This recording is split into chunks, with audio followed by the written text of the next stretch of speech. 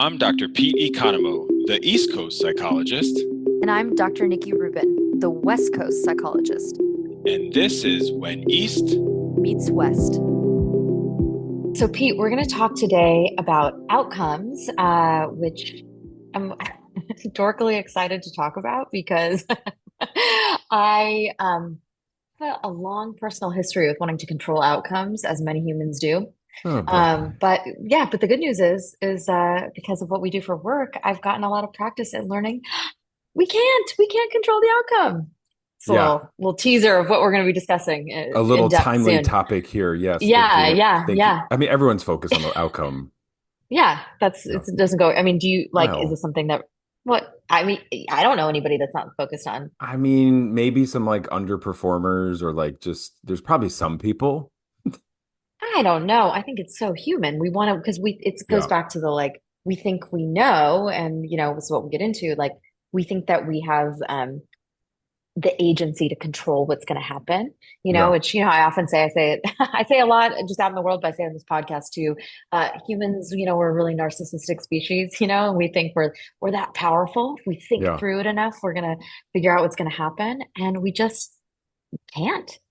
Yeah. So how do So you I'm just see sorry. how do Yeah. you see like Western like psychology, and how would they like how would they talk about outcome?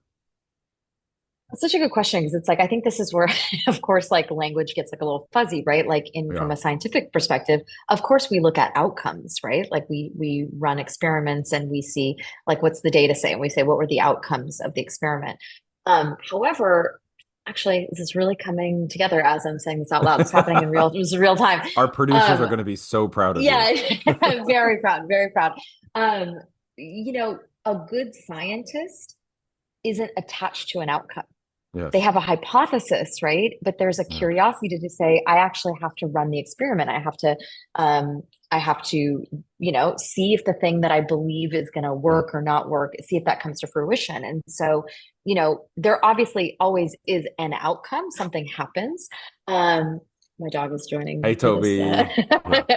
for Well, this, so for this what recording. you're talking about is research Mhm. bias, and I love that you brought that up because I mean I deal with that a lot with our graduate students because they Hmm. just maybe get hung up on the outcome, and really what we know in the real true scientific method that no outcome is a finding in and of itself.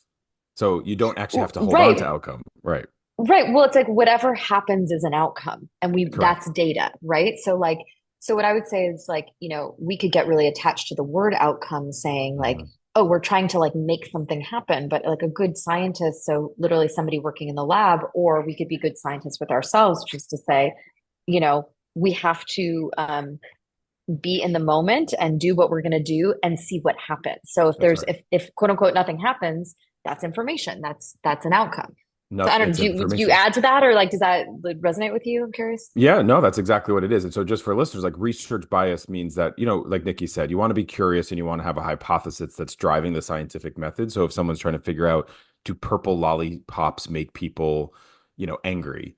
That Hmm. is just going to be, something that isn't this. I want to read that study. Yeah. So you're just going And to look, participate in it. that there's theory about, different sugar levels that might contribute to mood or Hmm. things of that Hmm. nature, but you're not convinced that, purple lollipops make people feel that way. So research bias is trying to be as open as possible to the fact that, you have Yes. to have you have to have an experimental group and a control group. And so I may have to have a Yes. red lollipop group and a green lollipop Yes. group. What's your flavor? What's your favorite flavor if you had one? Let's say like how kids go red. My favorite flavor is red. Well, because your favorite What is color is that? pink too. Strawberry? Yeah, my favorite color is pink. Yeah. Strawberry or cherry? Yeah. Yeah. Yeah. Well, Oh, what's you were really hung up on like flavor, not color. No, I was with you on yeah, that. I yeah, was yeah. going Yeah, color. yeah. Yeah. When you're a little kid and you say like, Yeah. "What's your favorite color?" and they'll be like blue. Yeah. Yeah, cool. That's a good flavor. Yeah. I like blue also. Yeah. Right, bringing me back, Pete. Yeah. Well, but so like, here's what's really interesting though. It's like, but humans, we're not very good at allowing for the openness Yeah. to not know Yeah. what an actual outcome is going to be. So that kind of brings you back to what I was saying Yeah. a few minutes ago, which is like, we're a narcissistic species. So like we think like we're going to like figure out Yeah. what's going to happen, right? And if Mm-mm. we think through enough things that we're going to figure it out. And I certainly experienced that in my own life. Like I have a human brain, right? My brain is Yeah. like, let me try to like come up with all of these things that can happen. And Yeah. it's just, it doesn't, we can't, I say to patients a lot of times, like we're playing with imaginary information, Yeah. Oh, you I know, like like we're that. playing Yeah. with it. Yeah, we're playing. So you can think through something as much as you want, but it actually doesn't, you can't borrow information from the future. It doesn't tell you what the outcome is. All you can do is run the experiment, That's right. like be alive, like put one foot in front of the other, see what happens, you know? Yeah. Yeah. So I'm curious, how do you talk about this clinically with folks when you find people like really trying to like control what's going to happen? Yeah, well, you know, and listeners would know from previous episodes that the word control is one of these things I always deconstruct. But the way it shows up is Yeah. that many athletes are focused on outcome and Mm. sport is focused. I mean, Yes. business, Sure. business performance. I mean, most Sure. things you think about are based on outcome. And so to be able to let that go is super hard for high performers. And it's also like you started this episode by saying it's also super liberating. And Yes. what we find in like the wellness literature is that the more one can do that, the more productive and more successful they will be because they're not, What's the paradox? It's the it's the paradoxical, paradox. Yeah. impact. Which I think we did a episode on We paradoxes did. like a few Yeah. years ago. Did we? Okay, I was like, am I Yeah. remembering that correctly? Yeah. We've You, now well, you've done had this. a good memory. I do, but the pandemic really like messed with my sense of time Well, as it that's when did we for many started of this. us. Hey, thank Yeah, you, I know, COVID, I for know. that at least. Yes, yes, that's true. That's true. Yeah. But yeah, no, that's what's so fascinating is like when we let go of trying to control what's going to happen, Yes. oftentimes we're more skilled at being effective in this moment, right? Yes. But the difficult practice is like if we keep saying, well, I'll let go if it makes me more skillful. It's like, well, Yeah. now you're not No. letting go of the outcome. Now you're Yeah. not doing that. Yeah. Before Pete and I started recording, we were talking about this saying that I want to share with everybody, which is one of my favorites, which we were trying to figure out where this came from. I was taught that this is an old Buddhist saying. Pete, who's the practicing Buddhist here between the two of us, said he's not sure. But there's a saying that we own the process, not the outcome. And Yeah. oftentimes when I share that with patients, I'll say like, "What does that mean?" And almost everybody hooks into it right away, meaning like Yeah. we have agency over ourselves in this moment, right? That's it. Not what's going to happen. And it's exactly right. Like you could be super, super skillful and still get an outcome that you don't want. That's Yeah. such a hard thing to radically accept as human beings. Yeah, and so maybe our producers will fact check to see, the history and the beginning of that. I mean, I'm Of sure it's that saying. linked to Buddhism, because it is Sure. very Eastern in that way. Buddhist? Yes. Yeah. Yeah, it's Yeah. so for a business person, for example, process is just like getting up a little earlier than you need to get to the office, so that you can work out or maybe Hmm. meditate. The process Hmm. of whatever it is you're engaging in without Hmm. judgment and just observing. Hmm. If it's a sport, it's just observing, the mechanics of it. Am I swinging Hmm. the way that I was supposed to be Yes. swing? Like Yes. that's what you do. Not like, did I get 4 home runs in the last 3 weeks? I Yes. don't even know where Yes. that number Well, just I'll came use, from, but go ahead. oh, I don't, well, I was going to say to me, I was like, I will now want to speak about my beloved Dodgers, who I was Yes, at a Dodger please. game yesterday where there was many home runs hit actually. And one thing, I don't think I've ever talked about this on this podcast, but one thing I love about the Dodgers and some people get mad at Dave Roberts, the manager, but he has a very kind of Zen approach to the Yeah. way he coaches. And if you listen to any interviews with players, they'll often say basically like we don't get too basically high on the Yeah. celebrations or too low on the mistakes or the missteps. It's like you just keep playing, you keep Yeah. being in process, and that's what moves things forward. And so, you know, look, this episode also relates to like attachment, right? I feel like, Yes. right? Yes. And it's just I'm going to say it a million times today. It's like it's just very hard not to be attached to outcomes. Like Yeah. other animals don't have that problem, as far as we know, right? They Yeah. don't focus on like, my dog who just visited, right? He's not like, oh, if I, don't eat this bone right now, maybe I won't get another one. I mean, I don't think Right. he's just like eating the bone, Right. he's just Yeah. he's hanging out.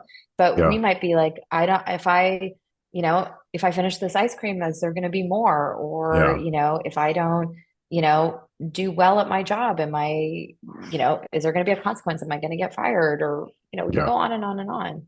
Well, the contingency thinking, it's like if this, then this type stuff. And it's like, I think it's helpful to do it. So yeah, I mean, I think I've never really done a Zen talk on this. I was just trying to think if I ever did, but that actually could be helpful because I think the community would benefit from it because I think that I do feel, you and I've talked about this off air, like some of the Eastern sort of practices, kind of attract people that are suffering, because all of us are, right? Sure. Yes. That's the foundation of Eastern practice is that Sure.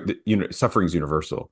Mm-hmm. And so, I think sometimes because of that, you will find people that are so focused on outcome. They're like, hey, your talk really hit me. Like, I felt so much better and I was able to have this difficult conversation, or I recognize that I am addressing my own mortality, or, these are sort of comments that I've gotten after some talks. So again, it's like, it's everywhere, right? There's like everywhere people are looking for, outcome. And in the East, like, so the Zen teaching here would just be that like, nothing is like, you just have what you have right now. Like, that's it. And so, you just accept where you are. And so for the high performers, what I would usually teach and kind of to talk about is you can't get to where you want to go until you accept where you are. You have to be where your feet are before you can actually get to where it is that you want to go. Yeah, that's really lovely. And I think just kind of going back to what you were saying, about people approaching you after talks and saying, "Oh, this really it's like, look, that's great that things resonate. It's not that's not like a bad outcome or wrong Right. outcome for something to be impactful or helpful. Though what becomes unworkable again is the attachment to that needs to be the outcome every time. That the outcome needs to be something pleasant, and it's like, and as we always say, like all roads lead to mindfulness, and like the mindfulness is like, the old saying, like push away nothing, cling to nothing. And like, what do we cling to? We cling to what is comfortable, right? Yeah. What is pleasant, what is pleasurable. And of course, of course we do. It's just that that's not going to be our state at all times. And so this is where we trap ourselves. So like the freedom comes in coming back to the process, like the movement, what is happening in this moment, comfortable or uncomfortable or neutral. Yeah. I mean, people are always, talking about that where they don't realize that. And it's nice. Sometimes I'll see the light bulb go off. I'm like, you're holding on to the good right now. And I want you to feel this all the time. Yes. And your brain just doesn't know, like your brain doesn't know good from bad. And so by holding on to that means you're also holding on to the bad. And so just equally allowing just to be in the moment and letting go of whatever is. Absolutely. And, look, I think a important message for listeners today is that, this is an ongoing practice of letting go of our attachment to outcomes, particularly outcomes of something going the way that we want or feeling good, that there's really no way around like finding yourself back in that place. So kind of like in meditation, right? Like there's no way to meditate enough where you like stop getting distracted. Like that's just part of it, so it's like, so it's like, you just part of it. So like when you find yourself there, it's like, okay. And like, can we come back to process? Can we come back to letting go of attachment to outcomes? Because I guarantee you'll find yourself again very soon. This has been When East Meets West. I'm Dr. Nikki Rubin. And I'm Dr. Pete Economou. Be present, be brave. This has been When East Meets West. All material is based on opinion and educational training of Drs. Pete Economou and Nikki Rubin. Content is for informational and educational purposes